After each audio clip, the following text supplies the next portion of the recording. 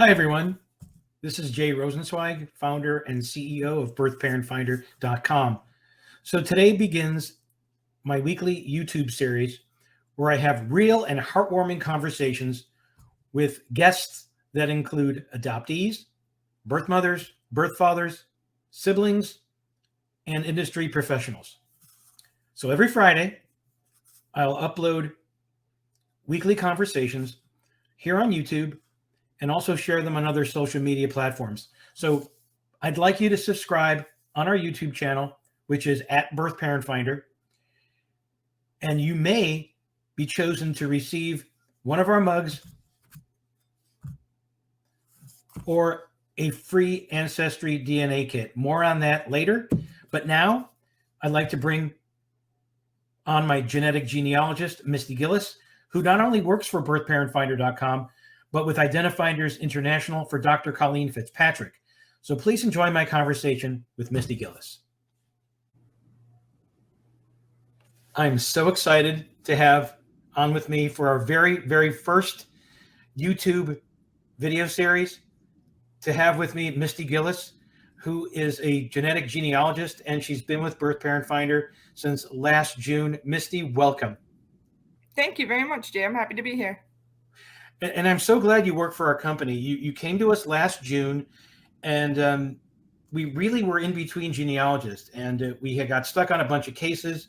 You came along. Honestly, it was the perfect time. And I don't know if you know this, but it's been almost 6 months, and you've solved over 30 of our cases. Oh, wow. Yeah, I went and did some checking in our case management program. At least 30. There are probably a couple other ones that I got stuck on. And again, I'm so happy to have you here today, again, as our first guest. This is very exciting. So first of all, I just want to ask you how you even got started in this business. Well, I was always the family genealogist. I didn't know much about my family tree, I guess. And so I always tracked the genealogy of my family. My grandparents were immigrants.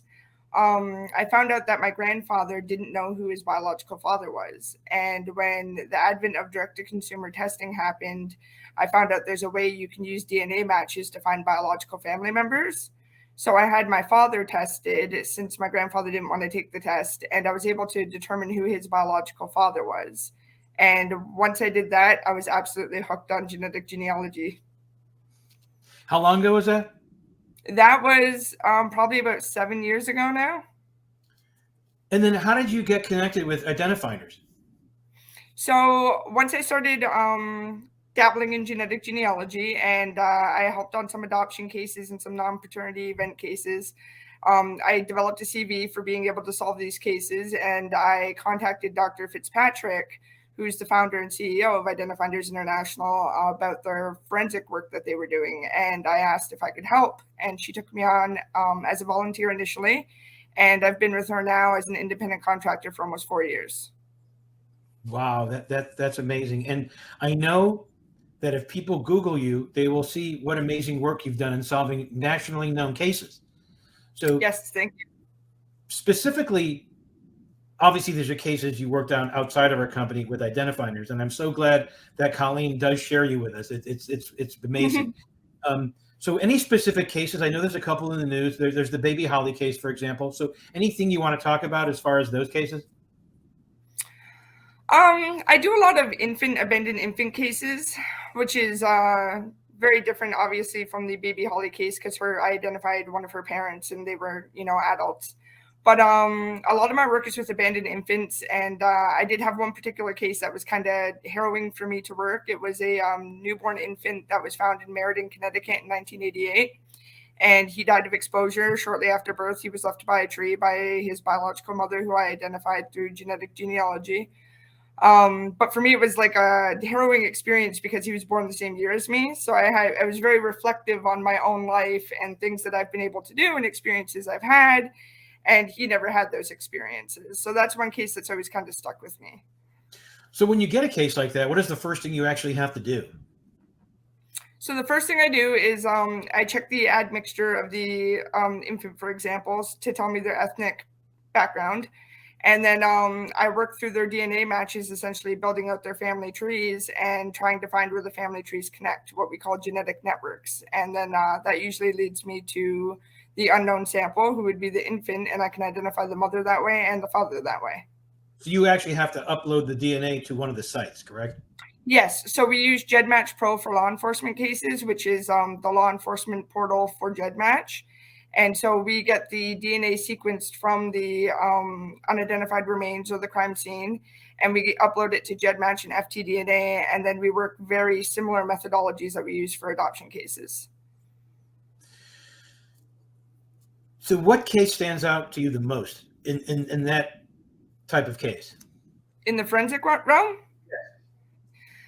The case that stands out to me the most, I have to say, is probably Baby Holly's case. That has been quite the roller coaster. It's not, I reached out to Harris County Forensic Institute to see if we could work the case because we had grant funding through IdentifInders, and Dr. Fitzpatrick spoke to the medical examiner, and they said, yes, you can, identify these 2 sets of remains for us.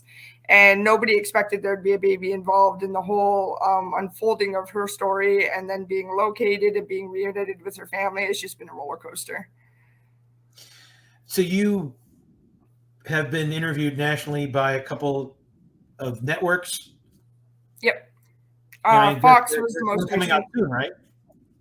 Yes. So I had an interview with Fox most recently, and then I have an interview coming up with a major network at the end of the month that I'm doing, but I'm not sure when it's going to come out yet. So how does this really make you feel? I'm very proud of the work I do, but I'm very humbled by it too, because it's such a the forensic work is such a dark kind of work.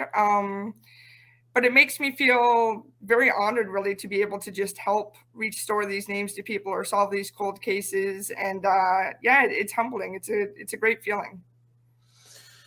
So transitioning into BirthParentFinder cases, what initially made you reach out to me? So once you work a lot of forensic cases, like I said, it can be kind of dark. It can be kind of depressing. I mean, you're working with essentially deceased children or deceased adults or victims of sexual assault. There was a part of me that wanted to transition and kind of have 2 roles, one where I can fulfill people's lives in a meaningful way, doing the same skill set that I have with closing crimes. And so I pretty much Googled, adoption searches and genetic genealogy, and your company came up right away. And I was floored by the work that you do and the answers you're able to provide people and their families. And I really just wanted to be a part of that, just to kind of offset, I guess, the darkness of forensic cases. So before you Googled that, you knew nothing about my company? I had only known that a previous researcher I had worked with you guys, and that was all that I knew. I'd never really, I was so focused on forensic cases, I never really focused on the adoption atmosphere and what was out there. But you guys were definitely the leader on Google for doing this kind of work, and you're nationally known, so I felt safe reaching out to you. So working on these, they're mostly adoption cases. And the DNA trail is a little different, and also you use Ancestry DNA more than the other sites for this. How is that different, using Ancestry and the DNA trail for finding adoptees? It's a lot easier because in forensic cases, we can only use GEDmatch and FTDNA, which a lot of people don't know that they can upload their DNA into. With adoption cases, we have access to Ancestry, to 23andMe, sometimes to MyHeritage, and then also to FTDNA and GEDmatch. So it gives us a much bigger pond to fish in for DNA relatives. And Ancestry also provides more information, like people tend to link their DNA to their biological tree. So that gives us great clues to follow. Do you actually remember the first case you solved with us? I'm putting you on the spot here, so. That's a good question. I don't remember what the first one was. The first couple of weeks with you were kind of a blur because they were just coming in and I was trying to knock them out, and we made a great team on getting those done. So is there a specific case that stands out in your mind over the past 6 months?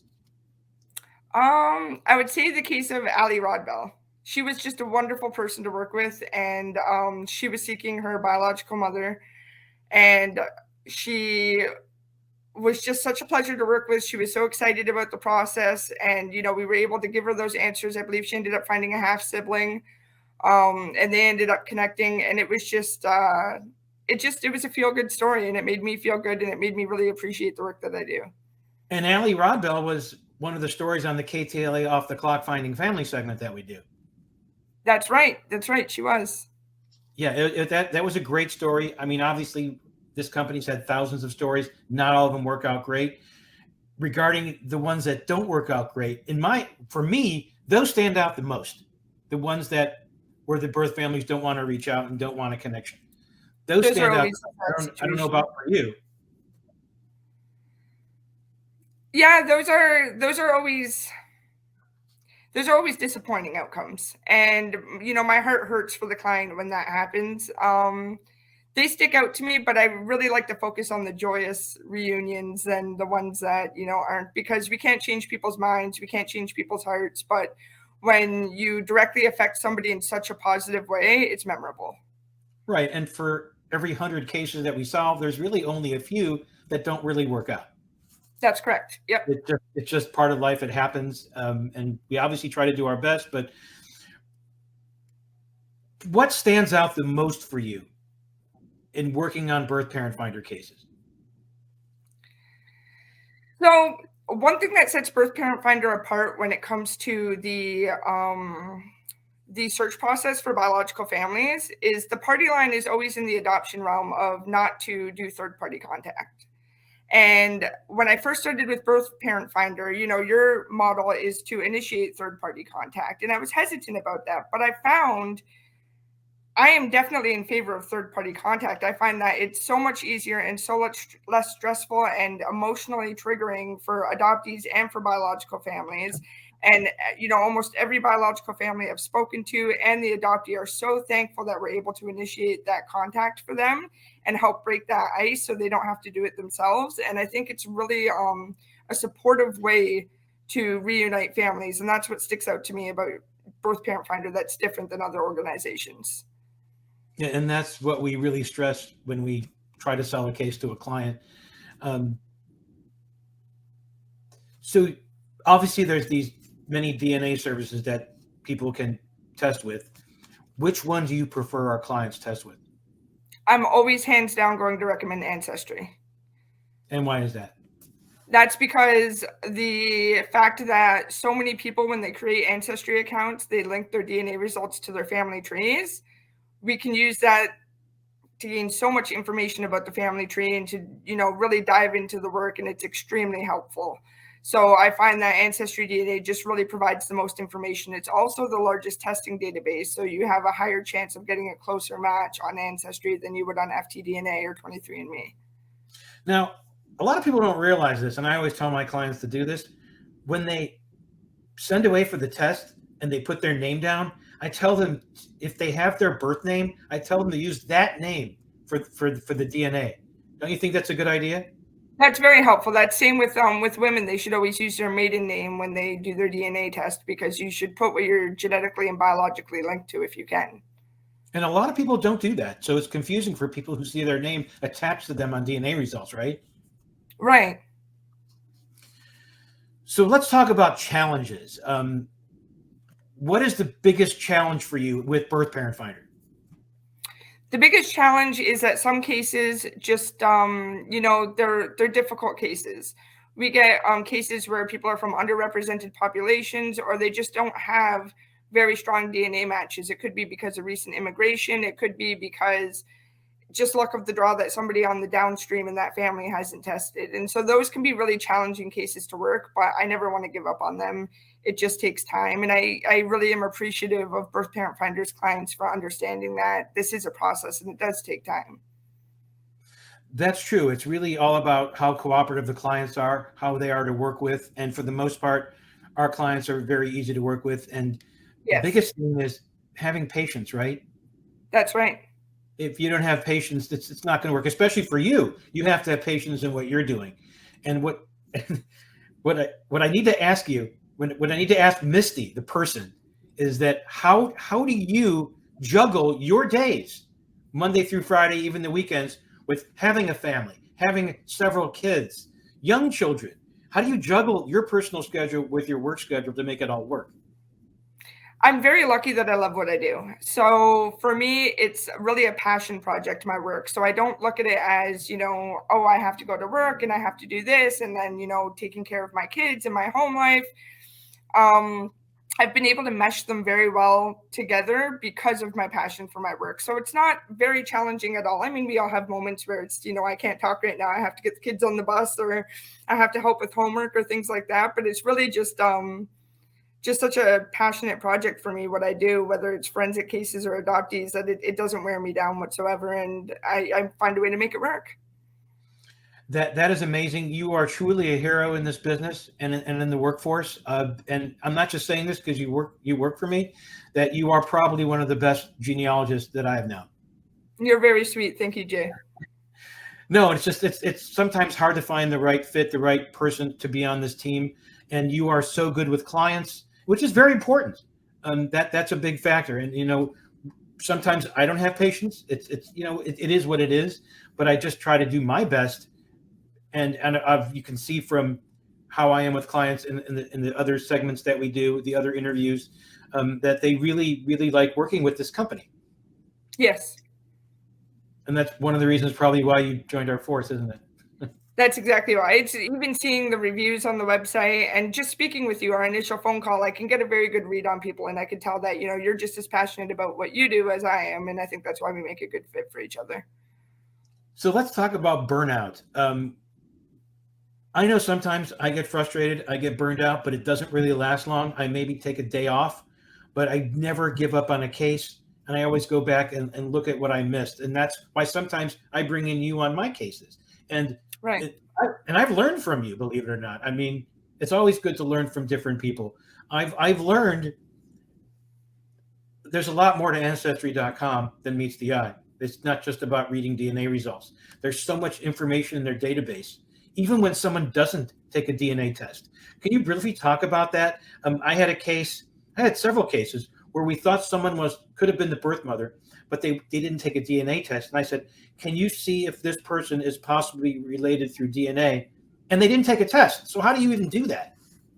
So that's something we call backing in genealogy. And what I was able to do in that case was the case you're speaking about, the maternal side of the family, remember, had very low distant matches and we couldn't get a line on the family.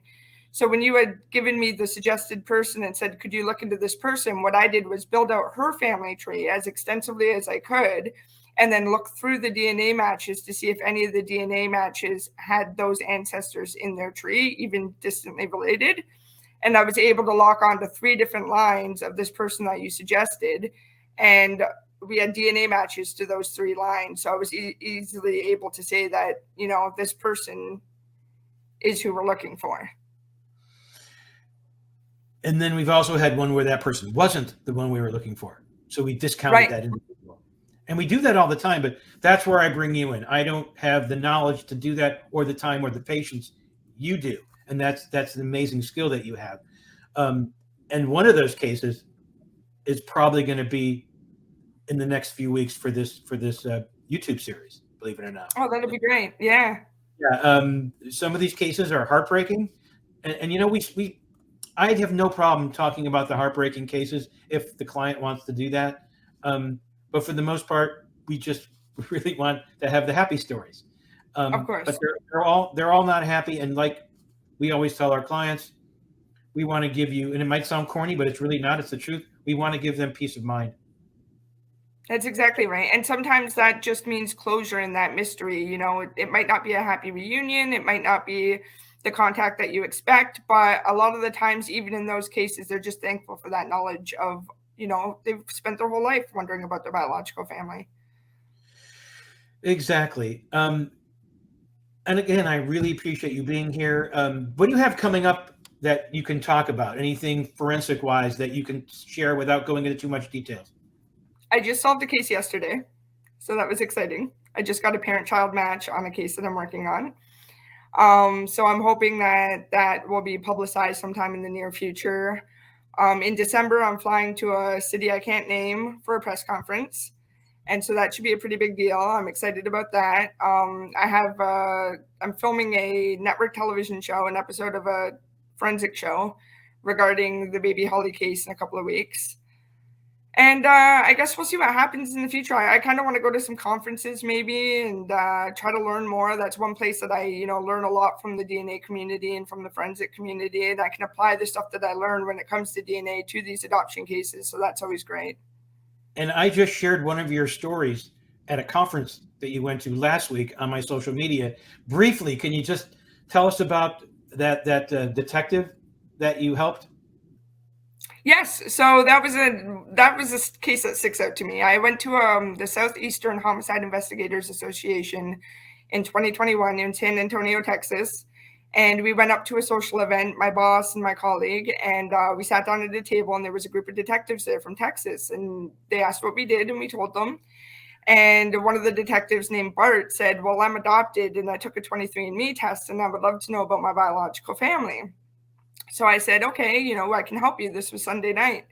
Wednesday morning, I got to call him over to our booth, and I said, Bart, I have some good news for you. And he said, what's that? I said, we've identified who your birth mother is. And it turned out, coincidentally enough, she lived 20 minutes from where we were staying at the conference hall. So he gave me the green light to contact her, and I was able to get in touch with her, and she was over the moon. She was so happy. She told me when I started asking her about Bart's birth, she said she felt almost like it was a dream come true. Like she didn't want to get too excited in case it was bad news, but she was over the moon happy, and they were able to actually meet in person. And this year at the conference, he brought her along, and I was able to meet her as well. That is an amazing story. That doesn't happen every day. I mean, I remember a couple years back, I went to the Roots Tech conference in Salt Lake City, and a lady came up to my booth, and while she was at my booth, I found her son, her long lost son. And then several weeks later, they were reunited. They didn't live more than 3 hours apart, and this was even in another state. And that woman wound up being a spokesperson for Roots Tech. Oh, wow. Yeah, it was very interesting. So I probably charged her very little for this because she agreed to do some media, and we can share her story. But it was really nice. And you do meet interesting people when you do these conferences. That's for sure. Yes, you do. So I want to end this with you. And again, I want to thank you for being here. And we will continue our journey, and have a great Thanksgiving weekend. Thank you. You too, Jay. Bye-bye. Bye.